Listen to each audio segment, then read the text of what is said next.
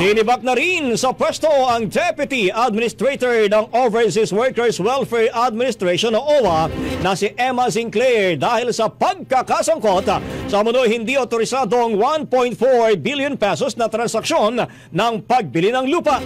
Ayon kay Palace Press Officer Claire Castro, lumalabas na may sabuatan umano si Sinclair at dating OWA Administrator Arnel Ignacio sa pagbili ng lupa na gagamitin sana para sa accommodation area ng mga overseas Filipino workers. Dahil dito parehong tinanggal sa pwesto sina Sinclair at Ignacio ni Pangulong Bongbong Marcos, bunsod ng kawalan ng tiwala at kumpiyansa o loss of trust and confidence. Gate ni Castro, patunay ito ng mariing panawagan ng Pangulo sa lahat ng opisyal ng pamahalaan na maging tapat sa tungkulin at huwag abusuhin ang posisyon sa gobyerno.